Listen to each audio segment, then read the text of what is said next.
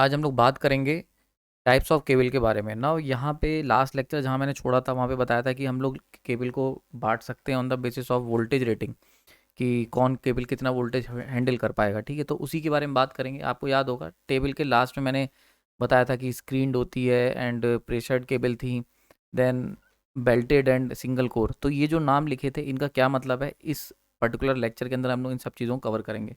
तो शुरू करते हैं। तो लास्ट टेबल को जो मैंने अभी बता रहा था उसको यहाँ डिस्कस कर लेते हैं। तो हमने देखा था कि भाई एक चीज़ बड़ी इंपॉर्टेंट देखी थी कि जो ओवरहेड ट्रांसमिशन लाइन होती है वो उसके अंदर जो वोल्टेज रेटिंग होती है वो काफ़ी ज़्यादा हाई होती है। ठीक है, और वहाँ पे जो हम वर्ड यूज़ करते हैं high tension, extra high tension, वो बहुत ही ज़्यादा हाई वोल्टेज के लिए करते हैं। लेकिन अगर हम बात करते हैं केबल की, तो केबल के अंदर ये सारे जो वर्ड हैं टेंशन वाले, या कह लो कि वोल्टेज रेटिंग जो होती है वो बहुत ही कम पे हम लोग इन वर्ड का इस्तेमाल करते हैं। क्यों? क्योंकि मैंने आपको बताया था लास्ट लेक्चर में कि केबल के अंदर कंडक्टर बहुत ही क्लोजली पैक्ड होते हैं, तो बहुत ज़्यादा वोल्टेज को हम लोग हैंडल करने के लिए बहुत ही ज़्यादा हमें अच्छा डिज़ाइन या बहुत ही सोफिस्टिकेटेड केबल का इस्तेमाल करना पड़ता है। तो ये चीज़ हमने देखी थी। तो यहाँ पे ये नाम, इनके ऊपर आपको डायरेक्ट क्वेश्चन मिल जाएंगे। जैसे कि क्वेश्चन पेपर में पूछा जा सकता है कि हाई टेंशन केबल कितने वोल्टेज तक के लिए यूज़ की जा सकती है, तो 11 किलो वोल्ट आंसर हो जाएगा। ठीक है, नाउ अगर हम यहाँ पे देखें, ये जो थर्ड कॉलम था, इस कॉलम के अंदर हमने बात करी थी कि कौन सी टाइप ऑफ केबल, यहाँ पे आ जाती थी टाइप, कि भाई केबल का कौन सा टाइप हम यूज़ करेंगे इस पर्टिकुलर रेटिंग ऑफ वोल्टेज के लिए। तो यहाँ पे देखा जाए तो चार कैटेगरी हैं, बहुत ध्यान से देखोगे। First one is the single core, second one is the belted, third one is the screen and fourth one is the pressured coil. ठीक है, तो चार है, जिसमें सबसे ज़्यादा सोफिस्टिकेटेड या सबसे ज़्यादा कह सकते हो एडवांस जो केबल है वो है आपकी प्रेशर्ड केबल, जो कि 66 किलो वोल्ट के ऊपर यूज़ करी जाएगी। ठीक है, एंड स्क्रीन्ड केबल्स ये भी 66 किलो वोल्ट के आसपास 33 टू 66 में यूज़ करी जाएंगी। लेकिन अगर हम बात करते हैं छोटे वोल्टेज के लिए या नॉर्मल वोल्टेज के लिए, तो सिंगल कोर केबल या बेल्टेड केबल का हम लोग इस्तेमाल करते हैं। ठीक है, अब ये सब क्या क्या होती हैं, इनके स्ट्रक्चर को हम लोग चर्चा करेंगे इस पर्टिकुलर पार्ट में। तो सबसे पहले सिंगल कोर लो टेंशन केबल के बारे में समझ लेते हैं। सिंगल कोर में सिंपली हमारे पास यहाँ पे मॉडल दिया हुआ है। तो सबसे पहली चीज़ कोर, कोर यानी कि हम बात कर रहे हैं यहाँ पे इस पर्टिकुलर पार्ट की, ये जो हमारा सेंटर का है। कलर चेंज कर लेते हैं ताकि अच्छे से हम लोग विजुलाइज कर पाएँ इस चीज़ को। तो कोर की जब बात करते हैं तो जैसे ये सेंटर पे हमारे पास ये पर्टिकुलर कोर दिया हुआ है। ठीक है, तो स्ट्रैंडेड, यहाँ पे कोर ऑफ जो कंडक्टर होता है वो क्या होता है, स्ट्रैंडेड टिंड कॉपर होती है। टिंड के बारे में मैंने बताया था कि अगर हम लोग बेयर कॉपर का इस्तेमाल कर लेंगे, मतलब नेकेड कॉपर का, तो वो कोरोड हो जाता है। ठीक है, और उस पर रिएक्शन के चांसेस भी होते हैं एनवायरनमेंट से। तो इसीलिए हम लोग क्या करते हैं, टिंड कॉपर का इस्तेमाल करते हैं, तो टिन की कोटिंग करते हैं। ठीक है, तो जैसे फॉर एग्जाम्पल ये कॉपर है, नॉर्मल कॉपर नेकेड, इसके ऊपर टिन की कोटिंग कर देंगे। तो उससे क्या होता है, कोरोजन के चांसेस कम हो जाते हैं और हमारा लाइफ बढ़ जाती है। ठीक है, तो हम लोग टिंड कॉपर का इस्तेमाल करेंगे या फिर टिंड एल्युमिनियम कह सकते हैं। ठीक है, दूसरी चीज़ बड़ी इंपॉर्टेंट आ जाती है सर्कुलर शेप ना, ये भी एक इंपॉर्टेंट आ जाता है। अभी आगे मैं बहुत सारी ऐसी चीज़ें बताऊंगा जिसमें कोर की नॉन सर्कुलर शेप होगी। तो इसलिए सारे जो मैंने देखो, आप कोई भी बुक में स्टडी करोगे बहुत सारी थ्योरी दे रखी होती है, काम की बातें जो चार हैं वो मैंने यहाँ पे नोट करी हुई हैं। इसीलिए इस लेक्चर की पीडीएफ बहुत इंपॉर्टेंट है। अगर ये लेक्चर बाद में मान लो रिवाइज ना भी कर पाओ तो इसकी पीडीएफ से काम चला लोगे। तो ये पीडीएफ मैंने प्राइम वाले में डाली रखी है, तो वहाँ से आप इसको स्टडी कर लेना। ठीक है, तो बात कर रहे हैं सबसे पहले कोर की, तो यहाँ पे स्टैंडर्ड टिंड कोर का इस्तेमाल करते हैं, टिंड कॉपर का, और सर्कुलर शेप होती है ना। इंसुलेशन की बात कर लें, इंसुलेशन जो होता है वो इम्प्रेगनेटेड पेपर का यूज़ करा जाता है। ये इम्प्रेगनेटेड पेपर क्या है, इसके बारे में सेपरेट लेक्चर आपके लिए तैयार है, उसमें हम लोग बात करेंगे इसके ऊपर। जब मैं बात करूंगा टाइप्स ऑफ इंसुलेशन की, टाइप्स ऑफ इंसुलेशन जब बताऊंगा ना, तब वहाँ पे हम लोग इम्प्रेगनेटेड पेपर के ऊपर डिटेल में चर्चा करेंगे। ठीक है, तो इम्प्रेगनेटेड पेपर का इस्तेमाल करते हैं। अब ये जो इम्प्रेगनेटेड पेपर होता है ये is a type of insulator, तो ये इंसुलेटर वर्क करता है। ठीक है ना, यहाँ पर रेंज की बात कर लेते हैं। रेंज, तो रेंज क्या है, अप टू 1 किलो वोल्ट तक के लिए ये केवल केवल काम करेगी। ठीक है, पेपर कहाँ है भाई, देखो ये कंडक्टर है, रेड ले लें यार, ब्लू कलर में मिक्स हो जा रहा है। ये हमारा है कंडक्टर बीच में, जिसमें से करंट और पावर हमें ट्रांसमिट करनी है। अब ये कंडक्टर जो है, और ये मान के चलते हैं बाहर ग्राउंड है। ठीक है, तो अब ये ग्राउंड से टच में ना हो जाए इसके लिए यहाँ पे हमने भर दी है यहाँ पे इंसुलेटर, तो यहाँ पे भरा हुआ impregnated paper, and this is a lead sheet, जो कि क्या करती है, उस इंसुलेटर को प्रोटेक्ट करेगी, उसके ऊपर की जो लेयर होती है। ठीक है, और आउटर लेयर होती है सर्विंग, तो वो हमने इसमें बना रखी है। ठीक है, नेक्स्ट केबल की बात कर लेते हैं, बेल्टेड केबल ना। बेल्टेड केबल के 5-6 इंपॉर्टेंट पॉइंट है, बहुत इंपॉर्टेंट। सबसे पहले बेल्टेड नाम जो दिया गया बेल्टेड केबल, तो बेल्ट कहाँ है, तो बेल्टेड देख सकते हो यहाँ पे बात हो रही है बेल्टेड। जब भी मैं वर्ड यूज करूंगा तो बेल्टेड का मतलब है पेपर बेल्ट से, तो this is the paper belt, तो this is your paper belt. तो जब भी हम कह रहे हैं ना बेल्टेड केबल, तो बेल्टेड केबल में क्या होता है, एक एक्स्ट्रा पेपर बेल्ट का हम लोग इस्तेमाल करते हैं। अब ऐसा क्यों करा, तो इसको जरा अच्छे से समझ लेते हैं। ठीक है, तो पेपर बेल्ट समझ में आ रहा होगा।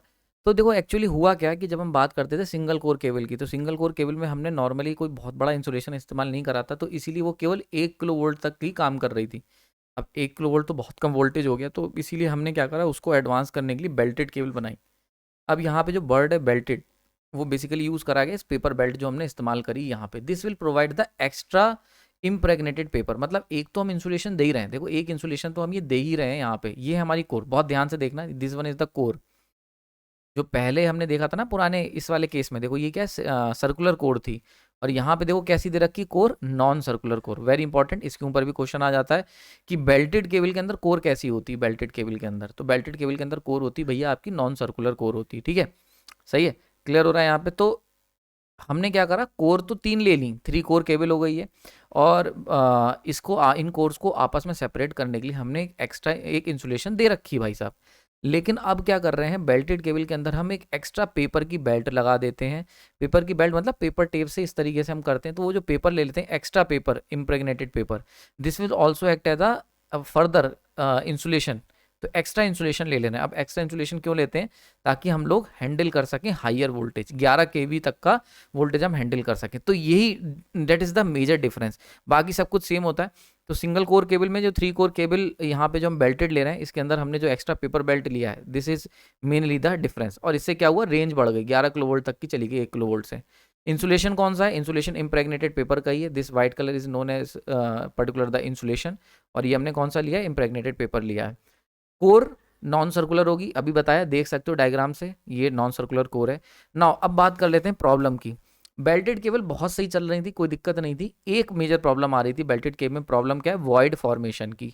वॉइड फॉर्मेशन क्या होता है, देखो एक्चुअली क्या है कि मान के चलते हैं, अगर हमने इंसुलेटर वाला आपने मेरा लेक्चर देखा हो या इंसुलेटर के बारे में पढ़ा होगा, तो आपने पता होगा हम ये चाहते हैं कि इंसुलेटर जब भी हम बनाएं, चाहे वो हम ट्रांसमिशन लाइन में हम बात कर रहे हैं, क्रॉस आर्म में इस तरीके से पोर्सिलिन के इंसुलेटर की बात कर लें जो कंडक्टर को होल्ड करते हैं, या किसी भी, तो हमारी कोशिश रहती है कि इन इंसुलेटर के अंदर किसी भी तरीके का गैप नहीं होना चाहिए, मतलब एक कह सकते हैं वॉइड माने कि स्पेस नहीं होना चाहिए जहाँ पे एयर भर सके। समझ में आ रही बात, एयर स्पेस नहीं होने चाहिए, ठीक है। जैसे होता है ना कि बबल्स बन जाते हैं इस तरीके से, तो ये बबल्स वाले के लिए स्पेस नहीं होना चाहिए। वॉइड फॉर्मेशन, वॉइड फॉर्मेशन का मतलब हो गया कि इंसुलेटर के अंदर किसी भी तरीके का स्पेस, एयर स्पेस या एयर बबल नहीं होना चाहिए। रीज़न क्या है, रीज़न ये है कि मैंने लिखा भी यहाँ पे एयर स्पेसिस, ठीक है। रीज़न क्या है, देखो रीज़न क्या है कि अगर हम बात करें इंसुलेटर की, तो एयर जो है, एयर विल ऑल्सो है इंसुलेटर, एयर एक इंसुलेटर है। इस एयर जो है ये हमारा इंसुलेटर है, और इसका हम लोग बहुत अच्छे से इस्तेमाल करते हैं ओवरहेड ट्रांसमिशन लाइन से। ओवरहेड ट्रांसमिशन लाइन में भाई 2 कंडक्टर जा रहे हैं, ठीक है। अब इन 2 कंडक्टर के बीच में एयर ही तो है जो एक इंसुलेटर काम कर रही है। ऑलरेडी हमने ट्रांसमिशन वाले ये लेक्चर्स के अंदर इसके बहुत अच्छे से स्टडी कर रहा था। तो air will act as a insulator. लेकिन जब हम बात करते हैं एयर की क्वालिटी की, तो एयर जो है वो कुछ खास इंसुलेटर नहीं है, केवल 30 किलो वोल्ट पर सेंटीमीटर के डायलैक्ट्रिक स्ट्रेंथ पे ये काम करती है, ब्रेकडाउन स्ट्रेंथ इसकी होती है। तो कोई बहुत बड़ा अच्छा एयर इंसुलेटर नहीं है, ठीक है। और एयर के अंदर मॉइस्चर वॉइस्चर बहुत सारी चीज़ें रहती हैं, तो एयर हम इसको बहुत अच्छा इंसुलेटर नहीं मानते हैं, ठीक है। लेकिन क्या होता है जब हम बात करते हैं केबल की, तो केबल के अंदर कंडक्टर्स को बहुत पास रखा जाता है, तो हम केवल एयर पे भरोसा नहीं कर सकते, क्योंकि अगर हम लोग इतने high kilo volt 11 kilo volt के कंडक्टर्स हैं और उन्हें पास पास रखेंगे, तो एयर के डायलैक्ट्रिक स्ट्रेंथ से काम नहीं चलेगा, ये तो ईजिली ब्रेकडाउन हो जाएगी, और ब्रेकडाउन होते ही यहाँ पे स्पार्किंग होगी और सारा करंट शॉर्ट हो जाएगा। तो एयर को हम लोग एक अच्छा, एक रिलायबल इंसुलेटर नहीं ले सकते। तो यहीं से पिक्चर में आते हैं डिफरेंट टाइप्स ऑफ इंसुलेटर, जैसे कि अभी यहाँ पे दे रखा है इम्प्रेग्नेटेड पेपर ले लो, रबड़ ले लो, और पीवीसी हो गया, बहुत सारे हैं, हम लोग डिस्कस करेंगे आने वाले समय में। तो हम लोग उन इंसुलेटर का इस्तेमाल करते हैं, ठीक है। अब क्या होता है, हमने ठीक है चलो इंसुलेटर ले लिया, अब इंसुलेटर जो होते हैं हम सब जानते हैं, इंसुलेटर के अंदर अगर एयर आ गई, इंसुलेटर के अंदर अगर वॉइड्स क्रिएट हो गए, मतलब एयर गैप आ गए, एयर स्पेसेस आ गए, तो ऐसे केस में क्या होगा कि वो इंसुलेटर की स्ट्रेंथ को डाउन करते हैं, ठीक है। आपने पढ़ा होगा, जब मैंने आपको इंसुलेटर वाला लेक्चर पढ़ाया था, तो वहाँ पे बताया था मटेरियल्स में कि इंसुलेटर के अंदर क्रैक्स और ये एयर गैप और ये बबल्स और वॉइड्स नहीं होने चाहिए, क्योंकि वो क्या करते हैं, इंसुलेटर की जो डायलैक्ट्रिक स्ट्रेंथ है, जो ब्रेकडाउन स्ट्रेंथ है, उसे वीक कर देते हैं। अब अगर वो वीक हो गई, तो हम तो इंसुलेटर लेके आए थे, मान के चलते हैं 33 किलो वोल्ट तक के वोल्टेज को हैंडल करने के लिए। अब एयर है वो ब्रेकडाउन हो जाएगी, एयर अगर उसके अंदर हुई, तो वो क्या करेगी, जो इंसुलेटर है हमारा, वो 33 किलो वोल्ट की जगह 11 या 12 या 20 किलो वोल्ट पर ही ब्रेकडाउन हो जाएगा। तो क्या होगा, cause breakdown of insulator at high voltage, ठीक है। तो इससे क्या होता है कि इंसुलेटर वीक हो जाता है। तो void formation is a very big issue, मतलब आप ये देखोगे ये जो वॉइड फॉर्मेशन का जो इशू है ये स्क्रीन केबल में भी होता है। एंड फाइनली इसको दूर करने के लिए प्रेशर्ड केबल हमने स्पेशली डिज़ाइन करे जाते हैं। इसीलिए प्रेशर्ड, अभी मैंने जो शुरुआत में लेक्चर में बताया था ना, प्रेशर्ड केबल का इस्तेमाल करेंगे हम लोग जब बहुत ही हाई वोल्टेज पे डील करेंगे। तो वो जो प्रेशर केबल का हम इस्तेमाल करेंगे हाई वोल्टेज पे, वो इसलिए हो पाएगा, इसीलिए हम प्रेशर केबल पे गए। ऑयल या गैस टाइप के जो केबल्स होते हैं वो दोनों ही दोनों प्रेशर केबल में आते हैं। तो वो हम लोग उसको ऊपर इसलिए जाएंगे क्योंकि वही एक लौता ऐसा सॉल्यूशन है जिसमें हम वॉइड को अवॉइड कर सकते हैं। बाकी सारे केस में वॉइड को कम किया जा सकता है पर एलिमिनेट नहीं, ठीक है। तो अभी धीरे धीरे इसको समझ में आएगा आपको।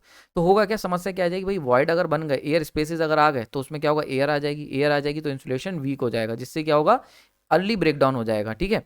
और इसलिए क्या होगा, तो use to handle 11 volt supply. इसीलिए यही एक बड़ी वजह थी जिसकी वजह से बेल्टेड केबल का इस्तेमाल केवल 11 किलो वोल्ट के लिए, यानी कि अगर हम 11 से, भाई अगर इतना अच्छा केबल था, हमने डबल इंसुलेशन यूज़ करा है, एक तो ये इंसुलेशन है और एक ये पेपर हमने बेल्ट लगा रखी है, तब भी हम केवल 11 किलो वोल्ट के ही क्यों इस्तेमाल कर रहे थे, 11 से ऊपर क्यों नहीं जा रहे। तो उसके पीछे रीज़न है ये कि वॉइड्स होते हैं और अगर 11 से ऊपर जाओगे तो वो ब्रेकडाउन होने के चांसेस होते हैं। इसीलिए हम इसको केवल 11 किलो वोल्ट तक के लिए ही इस्तेमाल करते हैं, सेफर साइड। नाउ इसके ऊपर अगर हम जाते हैं तो हमारे पास आते हैं स्क्रीन्ड केबल। स्क्रीन्ड केबल में हमने क्या करा, फर्दर इंसुलेशन को और अच्छा दुरुस्त करा है। तो इसके अंदर देख सकते हैं यहाँ पे स्क्रीन्ड, अब देखो हर चीज़ का मतलब है, कोई चीज़ यूं ही इस्तेमाल नहीं। बेल्टेड में बेल्ट इस्तेमाल करी थी, स्क्रीन्ड में हम लोग मेटेलिक स्क्रीन का इस्तेमाल करते हैं, मेटेलिक स्क्रीन, ठीक है, टू कवर द इंसुलेटर। यानी कि फॉर एग्जाम्पल ये हमारा कंडक्टर है, अब ये 3 कंडक्टर्स हैं, इन कंडक्टर को कवर करने के लिए हमने क्या करा है, सबसे पहले हमने यहाँ पे हमने लगा दिया इंसुलेटर। तो एक ये इंसुलेटर हो गया, ये इंसुलेटर की हो गई और ये इंसुलेटर हो गया, तो तीन इंसुलेटर हो गए। एंड देन इन इंसुलेटर को कवर करने का करा है हमने, यहाँ पे स्क्रीन कर दिया, स्क्रीन लगा दी मेटेलिक स्क्रीन से, इनको भी कवर कर दिया मेटेलिक स्क्रीन, सही है, समझ में आ रही। So these are the further changes जिसका हम लोग इस्तेमाल करते हैं। तो देख सकते हो यहाँ पे ये कंडक्टर है, देन उसके बाद पेपर इंसुलेशन है, देन उसके बाद मेटेलिक स्क्रीन आ गई है, समझ में आ रही बात है। So that is known as screened cable. तो ये कहलाते हैं स्क्रीन केबल। देखो स्क्रीन केबल जनरली अगर हम लोग बात करें तो मेटेलिक स्क्रीन का इस्तेमाल, मैं एक जगह आर्टिकल पढ़ रहा था वहाँ से बता रहा हूँ, वहाँ पे हम लोग मेटेलिक स्क्रीन केबल का इस्तेमाल करते हैं इंटरफ्रेंस को रोकने के लिए, इलेक्ट्रोमैग्नेटिक इंटरफ्रेंस की।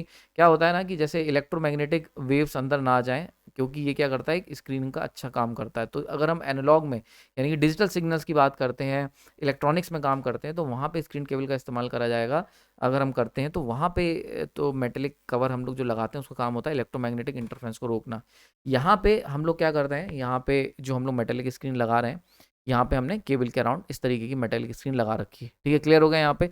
तो समझ में आ गया। अच्छा, 2 तरीके के हम लोग स्क्रीन केबल यूज़ कर सकते हैं, एक है एच टाइप और एक है एसएल टाइप, ठीक है। एच टाइप में क्या होता है, एच टाइप के अंदर हम लोग क्या करते हैं, मेटेलिक स्क्रीन लगा रखी है। एसएल टाइप में अंदर क्या करते हैं हम लोग, मेटेलिक स्क्रीन के ऊपर, मेटेलिक स्क्रीन तो रखते ही रखते हैं, सेपरेट लेड शीट भी एक लगा देते हैं, ठीक है, समझ में आ रही बात है। तो जो लेड शीट इसके अंदर कॉमन है, लेड शीट देखो यहाँ पे क्या है, ये कॉमन लेड शीट है, वो यहाँ पे सेपरेटली बताई हुई है, अभी और अच्छे समझेंगे आगे। तो सबसे पहले अगर एच टाइप की बात कर लें यहाँ पे, भैया एच टाइप सर हमने क्यों इस्तेमाल करा, तो एच टाइप पहले इस्तेमाल क्यों करा उससे पहले समझ लो एच टाइप होता है क्या। तो यहाँ पे हम लोग क्या करते हैं, मेटेलिक स्क्रीन जो हम इस्तेमाल कर रहे हैं उसको हम लोग मेटेलिक स्क्रीन का इस्तेमाल करते हैं इंसुलेटर को कवर करने के लिए, कोर ऑफ द केबल। अच्छा, इंसुलेटर हम पेपर इंसुलेशन ही ले रहे हैं, ध्यान रखना। तो देखो ये हो गया कंडक्टर, ये हो गया हमारा इंसुलेटर, एंड देन इसके ऊपर आ गई है metallic screen, that is the important part, ठीक है। अच्छा, एक चीज़ तो ये समझ में आ गई यहाँ पे, ठीक है। रोल क्या होता है मेटेलिक स्क्रीन का, इसको अच्छे से समझ लो। तो सबसे पहला रोल देखो, अगर हम इलेक्ट्रॉनिक्स की बात करते हैं, इलेक्ट्रॉनिक सिग्नल की, मैं पीछे बता रहा था ना, इलेक्ट्रॉनिक्स एंड कम्युनिकेशन की अगर बात करते हैं तो वहाँ पे मेटेलिक स्क्रीन केबल का इस्तेमाल करा जाता है इलेक्ट्रोमैग्नेटिक इंटरफ्रेंस को रोकने के लिए, क्योंकि हमें पता है फैराडे केज वाला कॉन्सेप्ट मैंने पढ़ा रखा है, फैराडे केज। तो मतलब मेटेलिक स्क्रीन होगी तो अंदर ना तो इलेक्ट्रोमैग्नेटिक इंटरफ्रेंस कम से कम होगा। लेकिन अगर हम पावर सप्लाई की बात करते हैं, पावर केबल, तो वहाँ पे यार इलेक्ट्रोमैग्नेटिक इंटरफ्रेंस हमारे लिए कोई बड़ा मुद्दा नहीं है, हमें कोई फर्क नहीं पड़ता। तो वहाँ पे रोल क्या होता है, तो वहाँ पे मेटेलिक स्क्रीन का रोल होता है, 2 काम होते हैं। सबसे पहले avoid the possibility of void formation. Metallic screen क्या करती है कि जो हमने इंसुलेटर लगाया है, ठीक है, इंसुलेटर की उसके ऊपर जो हमने कवरिंग की है उसके ऊपर जब मेटल शीट लगा देते हैं तो वहाँ पे क्या होता है, वॉइड फॉर्मेशन के चांसेस कम हो जाते हैं कि इंसुलेटर बढ़ाया लगाया और उसको हमने मेटल से टेप कर दिया, मेटल स्क्रीन से कवर कर दिया। तो उससे क्या होता है कि इंसुलेटर के अंदर वॉइड फॉर्मेशन के जो चांसेस होते हैं, पॉसिबिलिटी जो होती है गैप आने के, वो कम हो जाती है। दूसरा, इम्प्रूव कूलिंग, भाई देखो मेटल है तो अब क्या है, मान लेते हैं कंडक्टर है हमारा, कंडक्टर पावर कंज्यूम करे, पावर सप्लाई करेगा। अब पावर जब भी जाएगी तो कंडक्टर कुछ रेजिस्टेंस होगा, तो इसके अंदर हीटिंग क्रिएट होगी। अब हीटिंग जो होगी वो इंसुलेटर में अगर फंसी रह गई तो इंसुलेटर डैमेज हो जाएगा। तो ये भी बहुत ज़रूरी है कि इंसुलेटर के अंदर की जो हीट है वो बाहर जा सके। तो मेटल शीट बहुत अच्छा काम करते हैं, वो इंसुलेटर की हीट को एब्जॉर्व करते हैं और बाहर निकालने का काफ़ी सही से काम करते हैं, तो हीट ट्रैप होने से बचाते हैं। तो इम्प्रूव कूलिंग, तो मेटेलिक जो हमने यहाँ पे स्क्रीन करी है वो कूलिंग, तो ये बहुत इंपॉर्टेंट है। क्यों मेटेलिक स्क्रीन हमने लगाई है? कि कूलिंग को इम्प्रूव करा जाएगा। अच्छा ऐसा क्यों? क्योंकि देखो एक बात समझ लो, हम बात कर रहे हैं कितने 33 टू 66 केवी की, तो इतने हायर वोल्टेज पे जब तुम पावर को भेजोगे तो भाई ज़्यादा पावर भेज रहे हो, ज़्यादा पावर ज़्यादा हीटिंग, तो कूलिंग की व्यवस्था तो करनी पड़ेगी, वरना क्या होगा, वहाँ पे इंसुलेशन ब्रेकडाउन हो जाएगा। क्योंकि हमें पता है कि इंसुलेटर जो होता है वो वॉइड से भी खराब होता है, साथ साथ क्या होता है, टेम्परेचर भी एक बहुत बड़ा मुद्दा है जिसकी वजह से प्रॉब्लम होती है। और बेल्टेड केबल के अंदर क्या हुआ था, टेम्परेचर भी एक बड़ा मुद्दा था, कि मतलब उसके अंदर कोई कूलिंग की ऐसी खास व्यवस्था हमने नहीं की थी। तो उसको कूलिंग को इंप्रूव करने के लिए हमने मेटेलिक स्क्रीन का इस्तेमाल करा है यहाँ पे, समझ में आया? तो improve cooling and avoid the void formation, ठीक है। रेंज हमें पता है 33 से लेके 66 केवी तक के हम लोग इस केबल का इस्तेमाल कर सकते हैं। अच्छा एक चीज़ बड़ी इंटरेस्टिंग है इसके अंदर, अगर इस स्ट्रक्चर को ध्यान से देखो तो कॉमन लेड शीट कवरिंग का इस्तेमाल करा है। लेड शीट आपको पता है, मैंने बता रखा था पीछे, लेड शीट ये जो होती है ना, यहाँ पे हमने क्या करा, ये कॉमन लेड शीट है, मतलब तीनों कोर को एक लेड शीट से कवर किया हुआ है। अब इससे क्या समस्या आती है, तो इससे आती है डिफिकल्टी इन बेंडिंग, यानी कि अगर एक मेटेलिक शीट लेड शीट से तुम कवर करोगे तीनों को, तो जब भी हमें पता है केबल हम लोग अंडरग्राउंड बिछाने वाले हैं, तो बहुत ज़्यादा हमें मान लेते हैं कहीं मोड़ना होगा, तोड़ना होगा, तो इस तरीके से मरोड़ उरोड़ जब भी करोगे, जब भी उसकी शेप चेंज करोगे, तो क्या होगा वहाँ पे, ये डिफ़िकल्टी आ जाएगी बेंडिंग में। मतलब इतना आसान नहीं होता एच टाइप केबल्स को बेंड करना। तो वो क्या होते हैं, वो अपनी शेप मेंटेन रखने की कोशिश करते हैं, बिकॉज कॉमन लेड शीट है। तो इसका सॉल्यूशन क्या हुआ, इसका सॉल्यूशन दिया हमने एसएल टाइप में।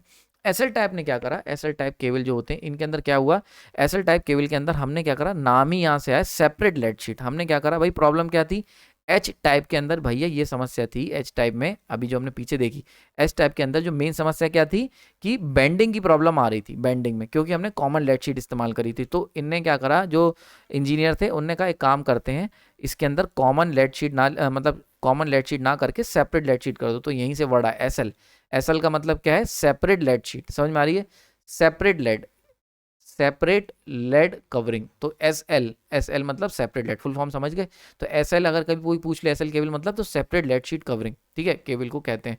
तो देखो इसके अंदर हमने क्या करा है, पुराने वाले स्ट्रक्चर में देखोगे तो एक कॉमन लेड शीट की कवरिंग दी है ये पूरी, ठीक है। लेकिन अगर यहाँ पे ध्यान से देखोगे तो यहाँ पे हमने क्या करा है, यहाँ पे हमने सेपरेट यानी कि कॉमन ना देके, ये देखो एक कवरिंग लेड शीट की ये दे दी, lead sheet separate lead sheet covering मैंने हाईलाइट कर रखा है, सेपरेट लेड शीट, ये भी देखो separate lead sheet, separate lead sheet, ठीक है। अच्छा इस बात को समझ लेना, ये एग्जैक्टली सिमिलर होती है एच टाइप की, बस अंतर क्या है, मतलब एच टाइप में क्या क्या था, एच टाइप में जो तुम्हारा कंडक्टर था, देन उसके ऊपर इंसुलेटर था, देन उसके ऊपर मेटल शीट थी। तो यहाँ पर भी देखो कंडक्टर है, फिर उसके ऊपर इंसुलेटर है, फिर उसके ऊपर मेटल शीट है, ठीक है। देख रहे हो यहाँ पे, कलर चेंज करके दिखाता हूँ मैं, ये रही ऊपर मेटल शीट की कवरिंग भी दे रखी है आउटर शेड पे, ठीक है, देख सकते हो,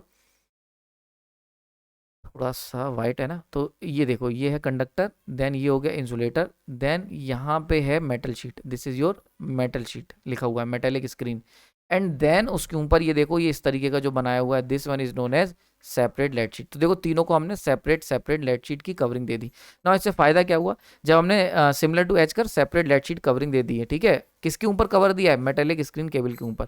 इससे फायदा क्या हुआ, सबसे पहले तो फायदा ये हो गया easy bending of the cable. भाई जब सब तीनों कंडक्टर के ऊपर सेपरेट लेड शीट होगी तो उनको बेंड करना आसान हो जाएगा। और दूसरा क्या हुआ, लेड शीट से हमने क्या करा, एक फर्दर कह सकते हो प्रोटेक्शन दे दी, ठीक है। तो मतलब कंडक्टर है, उसके ऊपर इंसुलेटर है, उसके ऊपर मेटेलिक स्क्रीन है, देन फर्दर लेड शीट अगर हमने सेपरेट कर दी तो इससे क्या होता है, प्रोटेक्शन और बढ़ जाती है।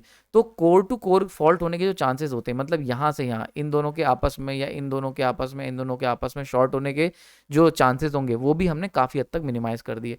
तो दोनों तरीके से फायदा ही है, यानी कि एक तो इससे हमने बेंडिंग भी आसान कर दी सेपरेट लेड शीट करने से, साथ ही साथ कोर टू कोर फॉल्ट होने के चांसेस भी कम हो जाते हैं। तो ये 66 अराउंड 33 केवी से लेके 66 केवी के लिए एसएल केबल हम लोग ज़्यादा प्रेफर करेंगे compare to the H type, क्योंकि इसके अंदर ये चीज़ें बेंडिंग की और कोर टू कोर फॉल्ट होने के चांसेस मिनिमाइज होने की वजह से ये ज़्यादा प्रेफर की जाती है, ठीक है। अच्छा, एक बड़ी इंपॉर्टेंट पॉइंट यहाँ पे नोट करके दे रखा है, चाहे एच टाइप हो या एसएल टाइप हो, दोनों ही केसेस में हमने वॉइड फॉर्मेशन को रिड्यूस तो करा है, ठीक है, हमने मतलब एयर गैप बनने के चांसेस कम कर दिए मेटेलिक स्क्रीन लगा के, ठीक है। ध्यान रखना, अगर कभी इलेक्ट्रॉनिक्स में पूछ ले कि मेटेलिक केबल का इस्तेमाल क्या होता है, तो वहाँ होता है इलेक्ट्रोमैग्नेटिक इंटरफेरेंस को रोकने के लिए, क्योंकि वहाँ पे बहुत ही स्मॉल कह सकते जैसे डिजिटल केबल्स हैं, तो मतलब बहुत ही माइन्यूट पावर फ्लो कर रही होती है, और ऐसे केस में इंटरफेरेंस होगा तो दिक्कत आ जाएगी, ठीक है, कम्युनिकेशन में दिक्कत आती है कम्युनिकेशन में। लेकिन अगर हम पावर केबल की बात कर रहे हैं, तो वहाँ पर हमने मेटेलिक स्क्रीन अभी मैंने बताया कूलिंग के लिए, और दूसरी क्या चीज़ बताई आपको हमने, हीटिंग सॉरी वही कूलिंग के लिए, और दूसरा हमने बताया वॉइड फॉर्मेशन को अवॉइड करने के लिए। तो वॉइड यानी कि एयर स्पेस को अवॉइड तो कर रहे थे हम लोग, लेकिन कंप्लीटली एलिमिनेट नहीं कर पाए यार, ठीक है, समझ में आ रही बात ये। तो चाहे एसएल ले लो, चाहे आपका एच टाइप ले लो, चाहे बेल्टेड ले लो, सब में वॉइड फॉर्मेशन के चांसेस रहेंगे, बस कम हो गए। एसएल और एच टाइप में चांसेस कम होंगे कंपेयर टू द बेल्टेड, यानी अगर बेल्टेड को कंपेयर करोगे तो एसएल और एच अच्छी है, वाइड फॉर्मेशन कम है, इसीलिए हम इसका इस्तेमाल 33 से 66 केवी के बीच में कर रहे हैं, पर उतना सेफ अभी भी नहीं है, मतलब ब्रेकडाउन हो सकता है। तो इसके लिए क्या सॉल्यूशन दिया गया, इसके लिए सॉल्यूशन हमने दिया है, अगले लेक्चर में बात करेंगे। सॉल्यूशन है प्रेशर्ड केबल, तो उसके लिए आपको एक लेक्चर में वेट करना पड़ेगा, बिकॉज उसके अंदर अलग कॉन्सेप्ट्स हैं। तो प्रेशर्ड केबल के अंदर हमारे आ जाते हैं ऑयल एंड गैस, तो कैसे oil field cables and gas field cable ने इस वॉइड फॉर्मेशन की प्रॉब्लम को सॉल्व किया, और वो कितने तरीके के होते हैं, इन सब की चर्चा करेंगे नेक्स्ट लेक्चर में। आई होप आपको लेक्चर पसंद आया होगा, बहुत इंपॉर्टेंट लेक्चर है, अगर पसंद आए तो लाइक कर सकते हैं, और जुड़े रहें चैनल से, और ये सब चीज़ें आपके लिए अवेलेबल रहेंगी। Thank you.